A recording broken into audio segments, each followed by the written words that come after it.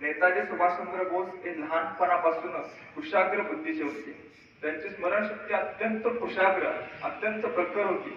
आकलनशक्ती प्रखर होती आणि त्यांच्या शालेय जीवनापासूनच ते आपल्या शालेय परीक्षामध्ये प्रथम क्रमांकाने उत्तीर्ण होत होते. पण लहानपणापासून त्यांना अध्यात्माची ओढ होती. 1916 मध्ये स्वामी विवेकानंदांचं त्यांनी कटक येथे भाषण ऐकलं आणि त्यांना योग शास्त्राची आणि अध्यात्माची ओढ लागली. योग शास्त्रावरची अध्यात्माची भराभर ते पुस्तक वाचून काढू लागली आणि त्यातच देशामध्ये इंग्रजाविरुद्ध स्वातंत्र्य युद्ध पेटलेलं होतं आणि त्यांचं मन या स्वातंत्र्य कार्याकडे ओढलं जाऊ लागलं.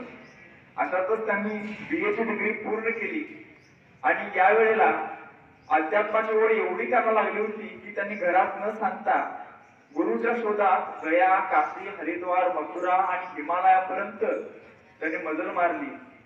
तिथं गुरुचा शोध घेतला, पण त्यांच्या मनासारखा गुरु त्यांना मिळाला नाही, म्हणून ते पुन्हा कटकला आले. याच वेळेला त्यांनी आपलं मन स्वातंत्र्य कार्यात रमवलं आणि त्यावेळेला वडील जानकीनाथांना कळाले की आपला हा मुलगा हा स्वातंत्र्य चळवळीमध्ये जाणार.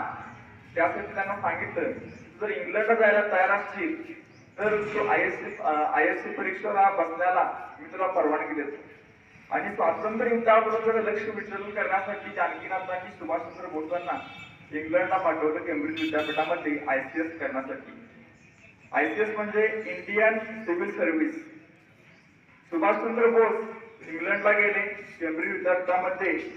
ज्यावेळेस त्यांनी ICS ची परीक्षा द्यायला गेले त्यावेळेस त्यांच्याकडे फक्त वेळ होता 8 महिने आणि अभ्यासाला विषय होते जवळपास 9. इंग्रजी निबंध, तत्वज्ञान, अर्थशास्त्र, भूगोल, युरोपचा इतिहास अशा प्रकारचे 9 विषय होते. पण या 8 महिन्याच्या कालावधीमध्ये त्यांनी कसून अभ्यास केला आणि ICS च्या परीक्षेमध्ये ते 4थ्या क्रमांकाने उत्तीर्ण झाले.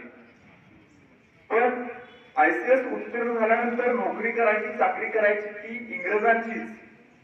पण त्यांचं मन तयार होईना. त्यावेळेस त्यांचे गुरु चित्तरंजन दास यांना त्यांनी पत्र पाठवलं आणि त्यांचा सल्ला विचारला, ICS होऊन माझी इंग्रजांची चाकरी करण्याची काही इच्छा नाही आणि मी काय करावं याबद्दल तुम्ही मार्गदर्शन करावं.